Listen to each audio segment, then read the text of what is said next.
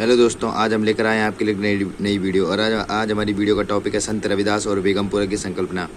संदर्भ: 15वीं शताब्दी में संत रविदास, जिन्हें रैदास के नाम से भी जाना जाता था, एक भारतीय रहस्यवादी कवि और संत थे जिन्होंने भक्ति आंदोलन का नेतृत्व किया। वह एक कवि, समाज सुधारक और आध्यात्मिक व्यक्ति थे जिन्हें उत्तर प्रदेश, राजस्थान, गुजरात, मध्य प्रदेश, हरियाणा के क्षेत्रों में गुरु के रूप में सम्मानित किया जाता है।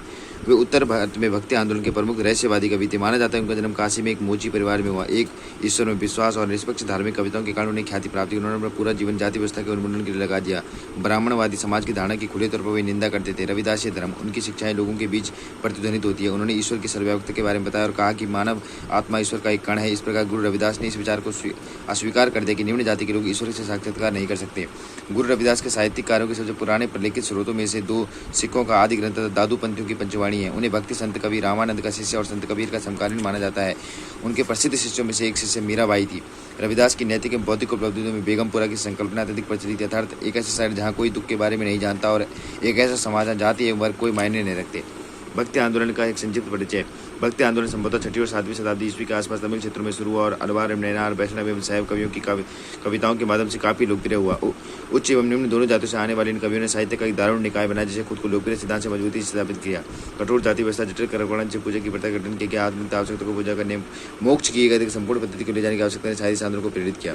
कन्नड़ क्षेत्र में भक्ति आंदोलन की शुरुआत। कन्नड़ क्षेत्र में 12वीं शताब्दी में बसवन्ना द्वारा शुरू किया आंदोलन ने एक समय के लिए जाति पदार्थ को खतरे में डाल दिया और इस तरह समाज के ताने बाने को फैला दिया। महाराष्ट्र में भक्ति आंदोलन की शुरुआत। महाराष्ट्र में भक्ति आंदोलन 13वीं शताब्दी में शुरू हुआ। इसके समर्थकों को वारकरी कहा जाता था। इसके सबसे लोकप्रिय व्यक्तियों में ज्ञानदेव, नामदेव और तुकाराम थे। उत्तर भारत में भक्ति आंदोलन 13वीं से 17वीं शताब्दी के मध्य भारत में बड़ी संख्या में भक्ति आंदोलन से कवियों का उदय हुआ। कभी कभी एक निराकार भगवान की बात करते हुए, कभी कभी अपनी भक्ति को पसंदीदा देवता पर केंद्रित करते हुए इन कवियों ने अवधी, भोजपुरी, पंजाबी, मैथिली व कई भाषाओं में एक नए साहित्य को जन्म दिया। इन कवियों में से कबीर, गुरु नानक ने अधिक न्याय संगत आधार पर समाज के पुनर्गठन की नींव रखने में महत्वपूर्ण भूमिका निभाई। उनके प्रयासों से कई तरह की विचारधाराएं बनी।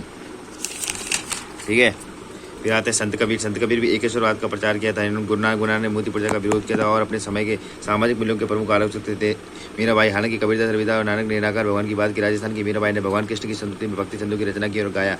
चैतन्य महाप्रभु ने बंगाल तथा पूर्वी भारत में वैष्णववादी भक्ति परंपरा को पुनर्जीवित करने का कार्य किया। चैतन्यवाद के दो प्रमुख सिद्धांत है: कृष्ण की भक्ति तथा गुरु के प्रति श्रद्धा। चैतन्य ने कृष्ण व राधा के मध्य विद्यमान भक्ति व प्रेम की भांति प्रेम व सच्ची श्रद्धा को दर्शाया है।